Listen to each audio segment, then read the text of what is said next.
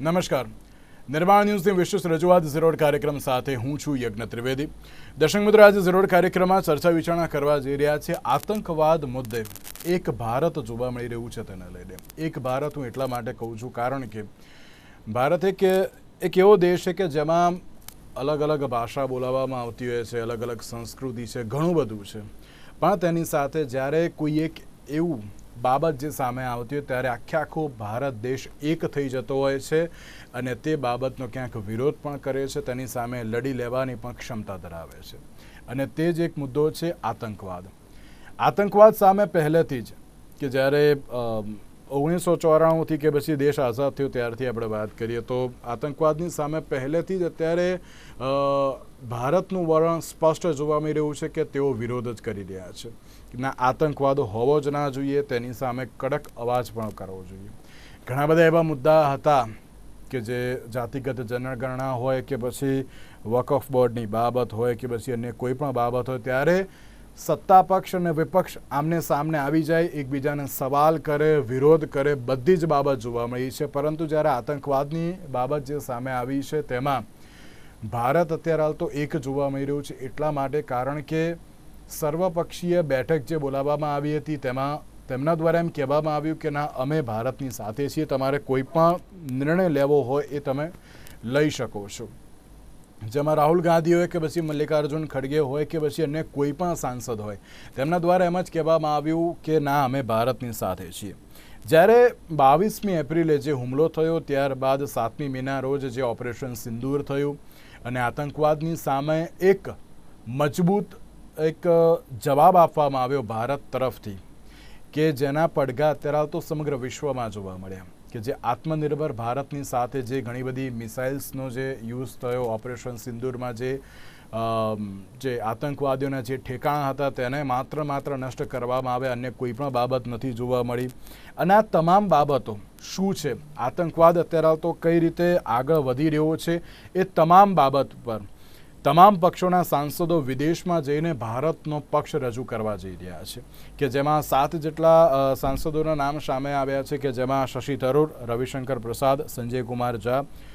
હું બધી પાર્ટીની સાથે કહું તો શશી થરૂર કે જે કોંગ્રેસમાંથી છે, રવિશંકર પ્રસાદ કે જેઓ ભારતીય જનતા પાર્ટીના છે, સંજય કુમાર ઝા કે જેડીયુના છે, બૈજયંત પાંડા કે જેઓ જે ભારતીય જનતા પાર્ટીના છે, કનિમોઝી કરુણાનિધિ કે જેઓ ડીએમકેના છે, સુપ્રિયા સુલે કે જેઓ એનસીપીના છે અને શ્રીકાંત શિંદે કે જેઓ શિવસેના કે જેમાં ઉદ્ધવ ઠાકરે જૂથ છે અને બીજી બાજુ સુપ્રિયા સુલે જે એનસીપીના જે શરદ પવાર જૂથના છે. અને એ તમામ અત્યારે તો ભેગા થશે અને આગળ વધશે. અને આતંકવાદ અત્યારે તો કઈ રીતે જે ભારતને અત્યારે તો એમ કહેવાય કે ના ડિસ્ટર્બ કરે છે, દર વખતે કોઈ પણ બાબત હોય, સીઝ ફાયરનું ઉલ્લંઘનની પણ બાબત હોય, ક્યાંક આતંકવાદી પ્રવૃત્તિ અત્યારે તો જે જોવા મળતી હોય અત્યાર સુધી જે પણ કોઈ બાબત હોય તેમાં ભારતનો પક્ષ રજૂ કરવા જશે. ઓફિશિયલી અત્યારે તો નામ જે દેશોના સામે આવ્યા નથી, પરંતુ ક્યાંક ચર્ચાઓ એવી જોવા મળી છે કે US, UK, south Africa, Qatar અને યુએઈ ખાતે આ મુલાકાત લે તેવી જે શક્યતાઓ પણ અત્યારે તો વર્તાઈ રહી છે. આ પહેલાંની વાત કરું તો નરસિંહ રાવની જે સરકાર હતી 1994માં, જેમાં વિપક્ષના નેતા અટલ બિહારી વાજપેયીએ યુએનમાં જે ભારતનો પક્ષ રજૂ કર્યો હતો તેવી એક બાબત સામે આવી હતી. ત્યારબાદ 2008માં મનમોહનસિંહ સરકારે પણ રાજકીય પક્ષોનું એક પ્રતિનિધિ મંડળ પણ મોકલવામાં આવ્યું હતું. અને ત્યારબાદ આંતરરાષ્ટ્રીય દબાણ આવતા પાકિસ્તાનને ગ્રે લિસ્ટમાં પણ 2008માં મૂકવામાં આવ્યું હતું. ત્યારે હવે આતંકવાદ મુદ્દે ફરી એકવાર ભારત જે એક થઈ ગયું છે તેની ઉપર જ આપણે ચર્ચા વિચારણા કરવા જઈ રહ્યા છે. આ મુદ્દા ઉપર ચર્ચા વિચારણા કરવા માટે અમારી સાથે જોડાઈ ગયા છે જાનવી સોનૈયા કે જેઓ પત્રકાર છે, સાથે સાથે ડૉક્ટર નિકુલ પટેલ કે જેઓ કોંગ્રેસ પાર્ટીના પ્રવક્તા છે, અને ડૉક્ટર હેમંત ભટ્ટ કે જેઓ ભારતીય જનતા પાર્ટીના પ્રવક્તા છે. જે આપ ત્રણનું સૌથી પહેલાં તો સ્વાગત છે. નમસ્કાર. જાનવીજી, જે પ્રમાણે મેં શરૂઆતમાં બધું કહી તો દીધું, આમ તો 1994માં જે પ્રમાણે અટલ બિહારી વાજપેયીએ યુએનમાં ભારતનો પક્ષ રજૂ કર્યો હતો અને ફરી એકવાર આતંકવાદ મુદ્દે હું પહેલેથી જ જ્યારે આ ઓપરેશન સિંદૂર નહીં પરંતુ હુમલો થયો અને એની પહેલાંથી હું કહેતો આવ્યો છું અને આતંકવાદ સામે ના ભારત કોઈ દિવસ ઝૂક્યું છે કે ના ઝૂકવાનું છે. પહેલેથી જ આપણે શાંતિની અપીલ કરતા આવ્યા છીએ અને ફરી એકવાર જે એક શાંતિની અપીલ અને તેની સામે આતંકવાદ મુદ્દે જે ભારતનું વલણ છે એ અત્યારે હાલ તો વિદેશમાં જઈને પ્રતિનિધિ મંડળ એ રજૂ કરશે. સૌથી પહેલાં આપ તેને કઈ રીતે જોઈ રહ્યા છો? પહેલા તો એક વોર બોર્ડર્સ પર થતી હોય છે, એક વોર ફિઝિકલી થતી હોય છે ને એક નરેટિવ વોર હોય છે. એ આપણી સ્ટોરી લાઈન, આપણે શું પ્રેઝન્ટ કરીએ છીએ, આપણી સ્ટોરી, આપણો સ્ટેન્ડ શું પ્રેઝન્ટ કરીએ છીએ, નરેટિવ વોર હોય છે. અને અત્યારે જે રીતે હું ઇન્ટરનેશનલી જોઈ રહી છું, જે રીતે સ્પેશિયલી વેસ્ટર્ન મીડિયામાં જોઈ રહી છું, એ વેસ્ટર્ન વોર, એ આખું જે નરેટિવ વોર છે એમાં એ આઈ થિંક પ્રો પાકિસ્તાન થઈ રહ્યું છે. આઈ થિંક મેં 15 થી 20 જેટલા વેસ્ટર્ન પબ્લિકેશન્સ, મેજર પબ્લિકેશન્સ જોયા, and they are siding towards Pakistan. તો આ ઇમ્પોર્ટન્ટ ટાઈમ છે કે જે નરેટિવ વોર છે, ડિપ્લોમસીનો વોર છે, આપણી સ્ટોરી લાઇનનો વોર છે, એમાં ઇન્ડિયાને હવે I think they need to match up, અને એટલે આ ડેલિગેશન ઇમ્પોર્ટન્ટ છે. અને એટલે એ કહેવાય કે ઇમ્પોર્ટન્ટ છે કે અત્યારે country first and party second. I think કે પીપલ શુડ ફોકસ ઓન કે અત્યારે ડિપ્લોમસીના સ્તરે ઇન્ટરનેશનલી આપણે કઈ રીતે ઇન્ડિયાનો જે સ્ટેન્ડ છે અગેન્સ્ટ ટેરરિઝમ એ પ્રેઝન્ટ કરી શકીએ. And I think in future it also helps us economically, it also helps us in bringing more partners, and it also helps us in our fight through terrorism.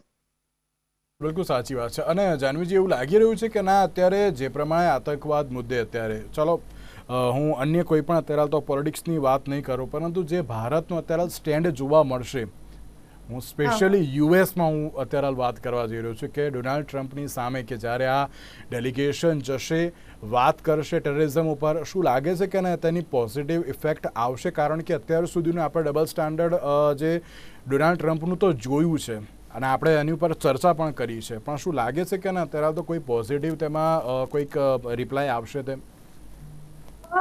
તો એ બહુ secondary વસ્તુ છે કે એનું reaction શું થશે. પણ એ ટાઈમે જ્યારે ડોનાલ્ડ ટ્રમ્પ ફૂલ ક્રેડિટ લઈ રહ્યા છે કે સીઝ ફાયર એમને કરાવ્યું છે, જ્યારે ડોનાલ્ડ ટ્રમ્પ કે યુએસએ નો ફાળો હતો આઈએમએફમાં પાકિસ્તાનનું લોન ક્લિયર થઈ જાય એના માટે, એ સિચ્યુએશનમાં જ્યારે અમેરિકા ઇઝ ફંડિંગ કે પાકિસ્તાનના જે ફાઇટર જેટ્સ છે એની સર્વિસિંગ થઈ જાય, એ ટાઈમે આપણું સ્ટેન્ડ ક્લિયર કરવું બિફોર અમેરિકા એ બહુ ઇમ્પોર્ટન્ટ છે. અને સેકન્ડ થિંગ કે એ ઇન્ડિયાની ડિપ્લોમેટિક સ્ટ્રેન્થ પણ બતાવે છે કે it's not the time that western countries can bully India.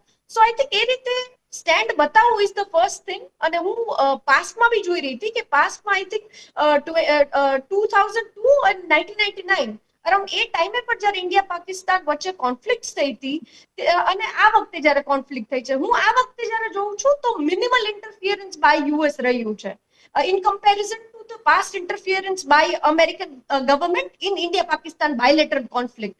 સો હું એ રીતે જોઉં છું કે એક તો એ બેનિફિટ છે કે આ વખતે ઇન્ટરફિયરન્સ ઓછો રહ્યો છે, અને સેકન્ડ થિંગ ઇઝ કે અત્યારે જે ડેલિગેશન પ્રેઝન્ટ કરશે, આઈ થિંક એનો એક બહુ સ્ટ્રોંગ મેસેજ જશે, ના ખાલી અમેરિકાને પણ બીજા વેસ્ટર્ન કન્ટ્રીઝને પણ, કે ઇન્ડિયા એના ડિપ્લોમેટિક ડિસિઝન્સ ઇન્ડિપેન્ડન્ટલી લે છે, ના કે કોઈ દબાણમાં આવીને લે છે, જેવું ભૂતકાળમાં થયેલું છે.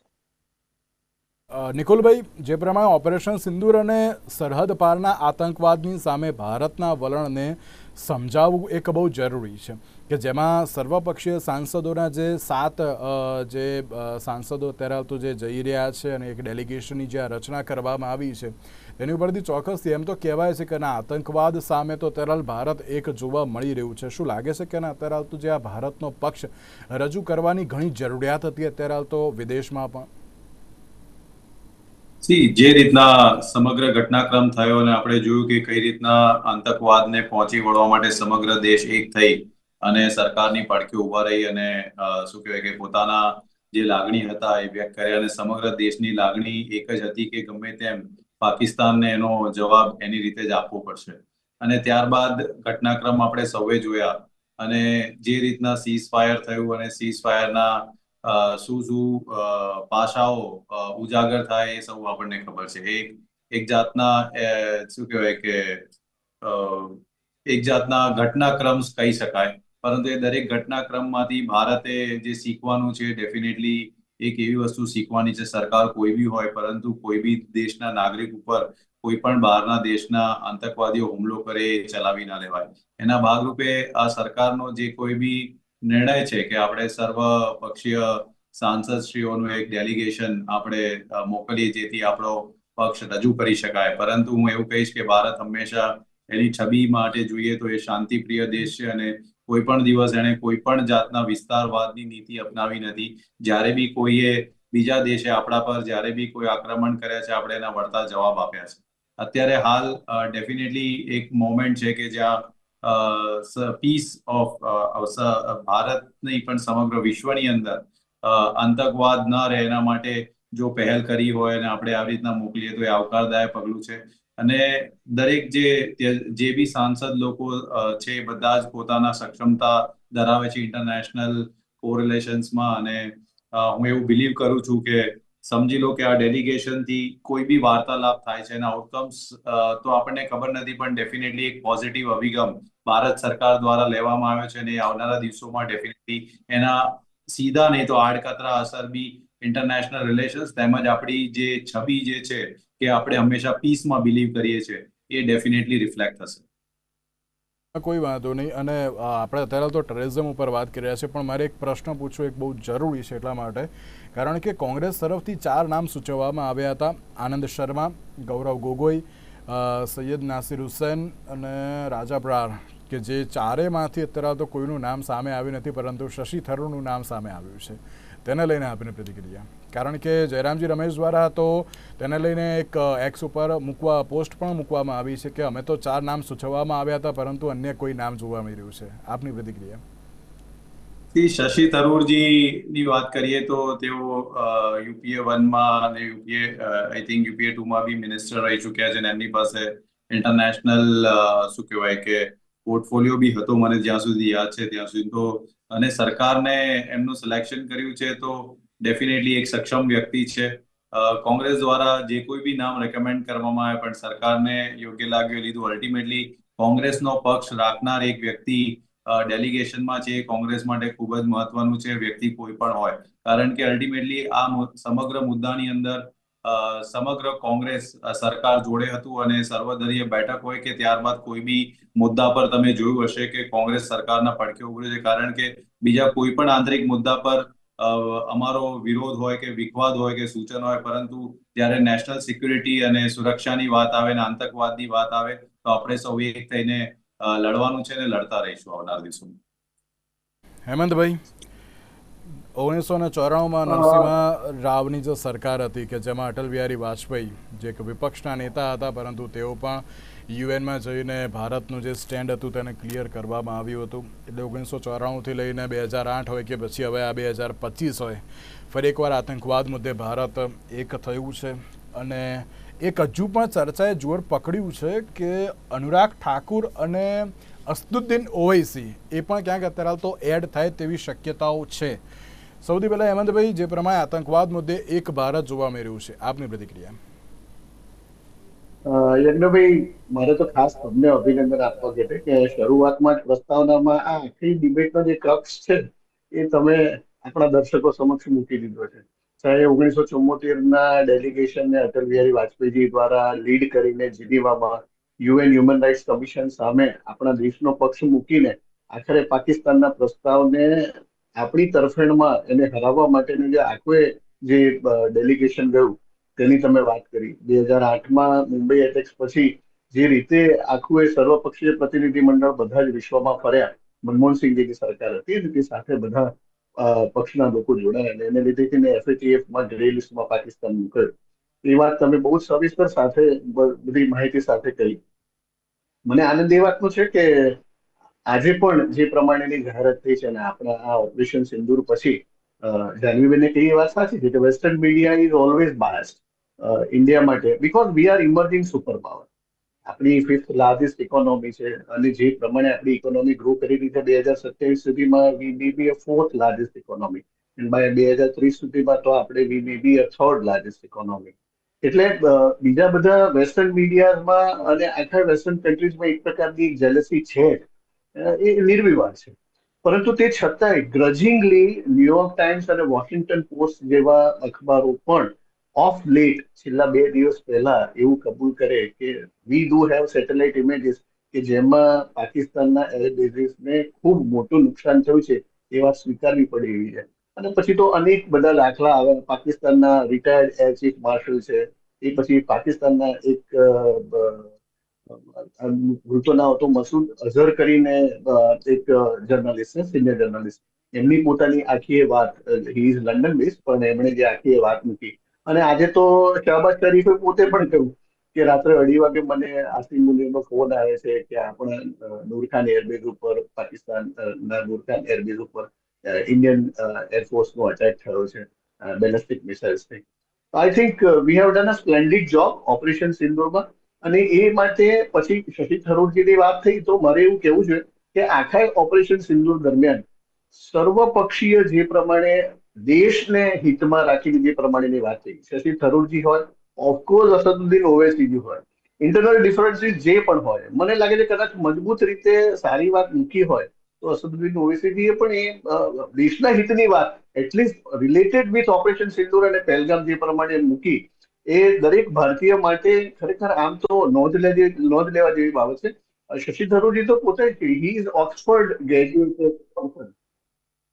એટલા માટે કરી રહ્યો છું કારણ કે જે અદાણી પોર્ટમાં આઈ થિંક જે ઇનોગ્રેશન સમયે વડાપ્રધાન નરેન્દ્ર મોદી અને શશી થરૂરનું જે પ્રમાણે એક સ્માઇલ સાથેની જે એક મુલાકાત હતી, એટલે સવાલ ઘણા બધા કરતી હતી, એટલા માટે મારે અત્યારે તો આ સવાલ પૂછવો પડ્યો હતો. પણ મને એવું લાગે છે કે apart from the politics, Shashi Tharoor ji આને બાબતમાં અનઇક્વિવોકલી લગભગ 3 દિવસ પહેલા એવું કહ્યું છે કે આ પ્રમાણેની વાતો કે હું કોંગ્રેસમાંથી ભારતીય જનતા પાર્ટીની સાથે જોડાઉં કે એવી બધી વાતો ઘણી બધી થઈ છે અને એવરી ટાઈમ આઈ હેવ નહીં, પણ આ તો ચર્ચા હતી એટલા માટે મારે આ પ્રશ્ન પૂછવો જરૂરી હતો એટલા માટે.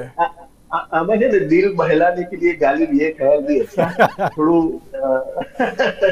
જરા એમાં મિર્ચ મસાલા સાથેની પોલિટિક્સની વાત થઈ વસ્તુ એટલે કે પણ એપાર્ટ ફ્રોમ ધીસ તમે જે વાત કરી ને કે આ ડેલિગેશનને આ 7 વ્યક્તિઓ લીડ કરવાના છે અને એ પછી ડેલિગેશનમાં અનુરાગ ઠાકુરજી છે, અપરાજિતા સારંગજી છે, મનીષ તિવારી કોંગ્રેસના છે, અસદુદ્દીન ઓવૈસી છે, અમરસિંહજી છે, રાજીવ પ્રતાપ રૂડી છે બીજેપીના, શ્રમિક ભટ્ટાચાર્ય છે, બ્રિજરાજ છે, સરફરાઝ અહેમદજી એસપીના, પ્રિયંકા ચતુર્વેદીજી શિવસેના ઉદ્ધવ ઠાકરેજીના ગ્રુપમાંથી, વિક્રમજીત સોની છે, સસ્મિતા પાત્રા છે, ભુવનેશ્વર કલિતા છે.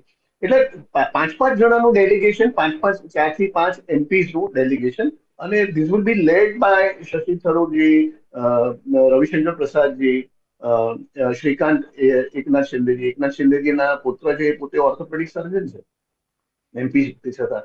એટલે બધા મને એવું લાગે છે કે educated persons if they are leading those delegation અને એમાં શશી થરૂરજી દાખલા તરીકે યુએસ જતા હોય તો મને એવું લાગે છે કે the most eloquent voice of India right now and that too from an opposition, જે રીતે અટલ બિહારી વાજપેયીજીએ જીનીવામાં આપણને રિપ્રેઝેન્ટ કર્યા હતા 94માં on behalf of the Narasimha Raoji government, એ રીતે જો શશી થરૂરજી યુએસમાં આપણી વાતને જો વ્યવસ્થિત સારી રીતે ખૂબ સુંદર રીતે મૂકી શકતા હોય તો મને લાગે છે કે that is not a bad idea. I think it's a wonderful idea. અને એ આખું જે પ્રમાણેના ડેલિગેશન ન માત્ર વેસ્ટર્ન કન્ટ્રીઝમાં પણ આફ્રિકન કન્ટ્રીઝમાં પણ, right from South Africa to Sudan to Egypt અને આ બધું છે જાપાન ને સાઉથ કોરિયા ને મલેશિયા સુધી અને ઇન્ડોનેશિયા સુધી, ધ બિગેસ્ટ ઇસ્લામિક કન્ટ્રી જેનું પોપ્યુલેશન સૌથી વધારે છે મુસ્લિમ પોપ્યુલેશન, ત્યાં પણ જો આપણું ડેલિગેશન જતું હોય આ પ્રમાણેની વાત મુકાતી હોય તો એક આનંદનો વિષય છે. અને વાતો નક્કર હકીકતની છે, વાસ્તવિકતાની છે. પહેલગામના એટેકે સૌએ જોયો છે અને એ એટેકની પાછળ કોણ છે અને એ પછી જયારે પાકિસ્તાનમાં આપણે ત્યારે એટેક થયા એ પછી ત્યાંના આતંકવાદીઓના જે પ્રમાણે ફ્યુનરલ પ્રોસેશન થયા અને એમાં પાકિસ્તાન આર્મી જે રીતે એપરન્ટલી હાજર રહી, એ દ્રશ્યો, એ તસવીરો, એ વિડીયોગ્રાફી બધા જ દેશો જોઈ છે. ઇન્ડિયન આર્મીએ તો અને ઇન્ડિયન ઇન્ટેલિજન્સે તો કયા કયા આર્મી અધિકારી કઈ પોસ્ટ ધરાવે છે, કયા કયા ડેઝિગ્નેશન છે, કોણ લાહોરનો આઈજી છે, કોણ બ્રિગેડિયર છે, કોણ લેફ્ટનન્ટ કર્નલ છે, એમના નામ સાથે અને એમની તસવીરો સાથેની આખી વાત વિશ્વ સમક્ષ મૂકી છે. એટલે પાકિસ્તાનનું જે આર્મી અને ટેરરિસ્ટ નેટવર્કનું જે નેક્સસ છે એ વિશ્વ સમક્ષ હવે ખુલ્લું પડી ગયું છે અને એ વાત હવે દરેક દેશોને વ્યવસ્થિત રીતે વિસ્તારપૂર્વક સમજાવવા માટે જયારે આ ડેલિગેશન જઈ રહ્યા હોય તો મને એવું લાગે છે કે પાકિસ્તાનને ફરીથી FATF ના ગ્રે લિસ્ટમાં અને કદાચ બ્લેક લિસ્ટમાં મૂકવા માટેના સૌથી વધારે નક્કર પુરાવા આપણી પાસે છે. તો આ વાત ખરેખર મુકાવી જ જોઈએ એવું મારું દ્રઢપણે માનવું છે. સાચી વાત છે અને એ જ પ્રમાણે જાનવીજી આપને લાગી રહ્યું છે કે ના અત્યારની જે આ પરિસ્થિતિ જોવા મળી રહી છે, જવાબ આપવો અને આપણું પોતાનું સ્ટેન્ડ વિદેશમાં રજૂ કરવું બહુ જરૂરી હતું અને મેઇનલી હું એટલા માટે કતર અને UAE હજુ ઓફિશિયલ નામ તો હજુ ડિક્લેર નથી થયા કે કઈ કઈ કન્ટ્રીઝમાં જવાના છે તેમ, પણ કતર અને UAEમાં પણ અત્યારે તો જવાના છે તેવી બાબત જોવા મળી રહી છે. શું લાગે છે કે ના ત્યાં પણ આપણે આપણું પોતાનું સ્ટેન્ડ મૂકવું અત્યારના સમયમાં બહુ જરૂરી હતું તેમ? જનરલી આપણે પાસ્ટમાં જોયું હોય તો જ્યારે પણ ઇન્ડિયા કે પાકિસ્તાન વચ્ચે કોન્ફ્લિક્ટ થાય તો મોસ્ટલી ધ અરબ વર્લ્ડ કે અરબના જેટલા કન્ટ્રીઝ છે, મુસ્લિમ કન્ટ્રીઝ છે, they are siding towards Pakistan. પણ આ વખતે આપણે એક ચેન્જ જોવા મળ્યો કે જ્યારે આ કોન્ફ્લિક્ટ થઈ એના પછી જ સાઉદી અરેબિયાના જે ફોરેન મિનિસ્ટર હતા એ ઇન્ડિયામાં આવ્યા, એ ડોક્ટર જયશંકરને મળ્યા અને એ એક બહુ પોઝિટિવ સિગ્નલ હતું કે એવું નથી કે અરબ કન્ટ્રીઝ છે તો they will side towards Pakistan. અને I think this is the right time કે અરબ કન્ટ્રીઝમાં જઈને સ્પેશિયલી આપણે આપણી વાત મૂકવી જોઈએ. આપણે ટેરરિઝમની અગેન્સ્ટ છે કે શું એકચ્યુઅલી આપણો સ્ટેન્ડ છે ટેરરિઝમને લઈને, એના ઉપર વાત કરવી જોઈએ. બીકોઝ આઈ થિંક કે અત્યારે લેવરેજ થઈ શકે એમ છે, બીકોઝ એવરીવન નોઝ કે પાકિસ્તાન માં ટેરરિઝમ જોવા મળી રહ્યું છે આપના મત અનુસાર? શું જે અત્યારના સમયમાં અત્યારે હાલ તો સ્ટેન્ડ અરબ કન્ટ્રીઝનું કેવી રીતનું જોવા મળી રહ્યું છે? અત્યારે જોવા જઈએ તો ઓપનલી અત્યારે ખાલી સાઉદી અરેબિયામાં મેં તમને જે વાત કરી કે એમના ફોરેન મિનિસ્ટર અહીંયા આવી અને હી સ્પોક ડોક્ટર એસ જયશંકર, અને આપણે તુર્કીની કે અઝરબાઈજાનની વાત કરી, વી નો કે કઈ સાઈડ એ લોકો અત્યારે ઊભા છે અને આપણું શું સ્ટેન્ડ છે એ લોકો જોડે.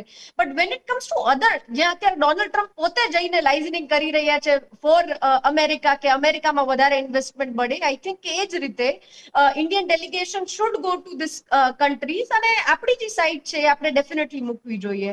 અને આપણે આ વાત કરી રહ્યા છીએ ત્યારે શશી થરૂરની વાત થઈ હતી, એમાં મારે થોડુંક એડ કરવું હતું કે આપણે અત્યારે એક્સટર્નલ કોન્ફ્લિક્ટની વાત કરીએ છીએ, પણ જ્યારે કોંગ્રેસ પાર્ટીએ થોડુંક આમ નારાજગી બતાવી કે શશી થરૂરનું સિલેક્શન થઈ ગયું to lead this delegation, it also shows કે ક્યાંક internal conflict in Congress party મને દેખાઈ રહી છે. અને સ્પેશિયલી જ્યારે જયરામ રમેશ એવા શશી થરૂરને લઈને કોમેન્ટ કરે છે કે કોંગ્રેસમાં હોવું ને કોંગ્રેસની સાથે હોવું એ બંને અલગ વાત છે, ઓર સમથિંગ લાઈક કે જ્યારે શશી થરૂર કઈ કોમેન્ટ કરે છે તો જયરામ રમેશ એવું બોલે છે કે શશી થરૂરનો સ્ટેન્ડ કોંગ્રેસનો સ્ટેન્ડ નથી. આઈ થિંક કે આ બધા પ્રશ્નો છે. I think Nikulbhai can answer it better, but as an observer I can see કે પાર્ટીમાં ઇન્ટરનલ કોન્ફ્લિક્ટ જે કદાચ અત્યારે બહાર આવી રહી છે, this is not the right time to show this conflict. Nikulbhai, હોવું જોઈએ એમાં ના નહીં તો દરેક જગ્યાએ હોય, એમ કે ઘરના વાસણ ખખડતા તો હોય જ, પણ પેલું કે કખડીને બહાર સોસાયટીમાં ના આવે નહીં, અત્યારે તો ધ્યાન આપણે રાખવાનું હોય છે.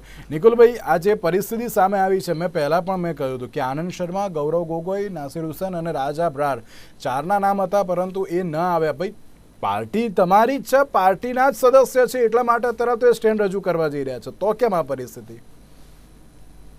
શશી થરૂરજીની વાત કરવામાં આવે તો હંમેશા એક તટસ્થ વ્યક્તિ તરીકે એમનું વ્યક્તિત્વ છે, અને હું એમની જોડે અમદાવાદ જ્યારે અમારું અધિવેશન હતું તો એમની જોડે એરપોર્ટથી એમની કારમાં એમના હોટલ સુધી ગયો હતો, ત્યારે એમની જોડે ઘણીવાર વાતો થઈ હતી. તો એમનો અભિગમ હંમેશા દેશ હિતનો અને કોંગ્રેસનો હોય છે, એટલે એમના માટે જે કોઈ બી વાતો ઉપજાવી કાઢવામાં આવે છે એને હું નકારી કાઢું છું. રહી વાત આંતરિક પ્રશ્નની વાત થઈ તો મને ખ્યાલથી શું કહેવાય કે કોઈ પોતાના વાત રજૂ કરે છે તો એનો મતલબ એ નથી કે અહીંયા કોઈ આંતરિક તકલીફો છે. That is what an internal democracy અમારા પાર્ટીની અંદર છે. દરેક પોતાના વાત સારી રીતે રજૂ કરે છે. ભારતીય જનતા પાર્ટીમાં એવું તમને જોવા નથી મળતું કદાચ, કારણ કે ભારતીય જનતા પાર્ટીના એક મહિલા કોર્પોરેટરે વડોદરાની અંદર તો એવું લખ્યું કે તમારે જો આટલો જ વોર જોઈતો હોય તો 240માં જ જોવા મળે, અને ફૂલ ફ્લેજ જોઈએ તો 400 ઉપરની સીટો આપવામાં આવે. હજી સુધી કોઈ કાર્યવાહી થઈ નથી એમના પર, બરાબર છે. એટલે એ અંદરનો એ લોકોનો પ્રશ્ન છે, બરાબર છે. તો હવે વાત રહી આખા મુદ્દાની, તો હું એટલું જ કહીશ કે શશી થરૂરજી જોડે ખૂબ બહોળો અનુભવ છે અને સરકારે જો એમની પસંદગી કરી છે તો it is most welcome step, અને is a right person to discuss everything at international level. ત્યારબાદ હેમંતભાઈને પ્રેશર પોલિટિક્સની એક બાબત જે જોવા મળતી હોય છે ને, જે પ્રમાણે 2008ની વાત કરીએ, 2008માં જે પ્રમાણે એક પ્રેશર ક્રિએટ કરવામાં આવ્યું ભારત તરફથી, અને ત્યારબાદ પાકિસ્તાનને ગ્રે લિસ્ટમાં મૂકવામાં આવ્યું હતું, શું લાગે છે કે આ વખતે પણ એ પરિસ્થિતિ જોવા મળશે? આંતરરાષ્ટ્રીય દબાણ અત્યારે તો વધશે તેમ? આંતરરાષ્ટ્રીય દબાણની તો આઈ થિંક કે જે પ્રેશર પોલિટિક્સ હવે કામ નહીં કરે એવું ડોક્ટર એસ જયશંકરે બહુ પહેલા જ એ સ્ટેન્ડ ક્લિયર કર્યું. ભૂતકાળમાં હા પ્રેશર પોલિટિક્સ કામ કર્યું છે, પણ અત્યારે જેમ ડોનાલ્ડ ટ્રમ્પ કે અમેરિકન ગવર્મેન્ટ એવો દાવો કરે છે કે ના અમે ટ્રેડ નું પ્રેશર પોઈન્ટ થી અમે સીઝફાયર કરાવી દીધું, કે not just America, western countries બી જો એ પ્રેશર પોઈન્ટ યુઝ કરે કે બી ટ્રેડ ઓર બી એની અધર પોઈન્ટ કે ના અત્યારે આ કેમ્પમાં જોઈન થઈ જવાથી અહીંયા પ્રોબ્લેમ સોલ્વ થઈ જશે, I don't think that the new India બિહેવ્સ like this. આપણે વન ઓફ ધ લાર્જેસ્ટ ડેમોક્રેસીઝ છે. When it comes to the youngest population, India is the greatest country. અને જે પ્રેશર પોલિટિક્સ ની વાત હતી એ મને લાગે છે ભારતનું ભૂતકાળ હતું, પણ ભારતનું પ્રેઝન્ટ એવી રીતે કામ નથી કરતું.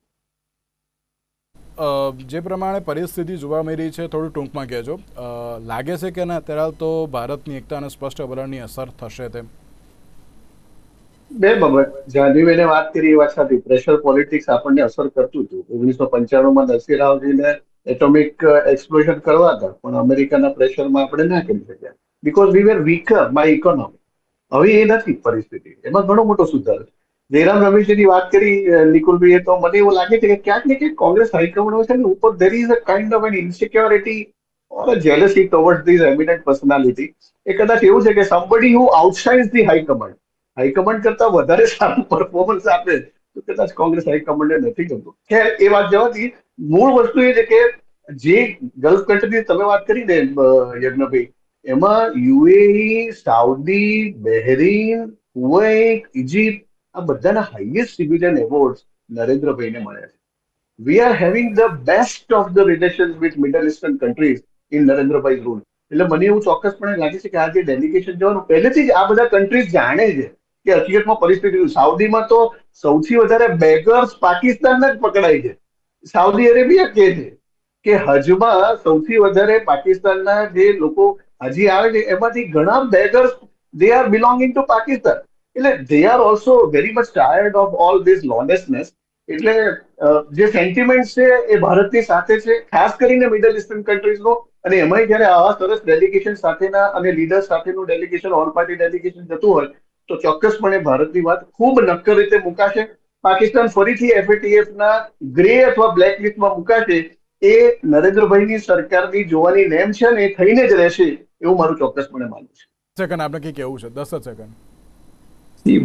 મધ્યપ્રદેશમાં ભારતીય જનતા પાર્ટીના મિત્રનો સોફિયા કુરેશીજી પર કેવું પ્રતિક્રિયા હતી, એનો મતલબ એ નથી કે આખું ભારતીય જનતા પાર્ટી ખરાબ છે કે એ લોકોને અંદર દેશ માટે લાગણી નથી. એટલે હંમેશા રાજકીય વિશ્લેષકો કે પત્રકારો કોંગ્રેસને જે દ્રષ્ટિથી જુએ છે એને કદાચ દ્રષ્ટિકોણ બદલવું. દ્રષ્ટિની વાત નથી, પરંતુ જે અત્યારે તો પોઈન્ટ દેખાયો એની ઉપર ખાલી એમણે ચર્ચા કરી છે. હું એ જ પ્રયત્ન કરવા માંગુ છું કે તો પછી ભારતીય જનતા પાર્ટીના આવા લોકોના બી પ્રતિક્રિયા ભારતીય જનતા પાર્ટી દેશ વિરોધી. એ વખતે અમે પણ એમની ઉદાહરણ આપ્યા. મેં એક મહિલા કોર્પોરેટરે જે સ્ટેટમેન્ટ આપ્યું હોય અને મધ્યપ્રદેશના જે મંત્રીએ એમના માટે કીધું હોય, તો શું ભારતીય જનતા પાર્ટી દેશ વિરોધી છે એવું કોઈ કહેવા તૈયાર છે? એ વખતે અમે ક્યાંક સવાલ કર્યો જ હતો એ જે ભારતીય જનતા પાર્ટીની જે જનરલાઇઝ કહું છું. આઈ થિંક આજના ડિસ્કશન સાથે મેટરને આપણે નહીં ઓકે આપણે એની ઉપર પછી હું ફરી એકવાર એની ઉપર તરત તો ડિસ્કશન ગોઠવીશ અને આપણે આખી બાબતને તરત તો તેની ઉપર તરત તો લઈ જઈશું. અને જે પ્રમાણે આતંકવાદની જે બાબત અત્યારે તો જે જોવા મળી રહી છે, જેમાં ભારત અત્યારે તો એક જોવા મળી રહ્યું છે. કોંગ્રેસે પણ પોતાનું વલણ સ્પષ્ટ કર્યું છે, પ્લસ જ્યારે અન્ય એવા પક્ષ પણ છે તેમણે પણ પોતાનું વલણ સ્પષ્ટ કર્યું છે. હવે જોવાનું એ રહ્યું કે આતંકવાદ સામે જે એક ભારત થયું છે, આગામી સમયમાં એ જે ડેલિગેશન અત્યારે તો જે આખા વિશ્વમાં જે જશે, અલગ અલગ કન્ટ્રીઝમાં જે અત્યારે તો જશે, જે પોતાનું જે આતંકવાદ પ્રત્યેનું જે વલણ છે તેને સ્પષ્ટ કરશે, ત્યારબાદ કેવા પ્રકારની પરિસ્થિતિ સર્જાશે તે તો આવનારો સમય જ બતાવશે. નિકુલભાઈ, હેમંતભાઈ અને જાનવીજી, આપ ત્રણનો આભાર અમારી સાથે ચર્ચા વિચારણામાં જોડાવા માટે. તો દર્શક મિત્રો, આજના વિશેષ કાર્યક્રમ અમને આપશો. નમસ્કાર.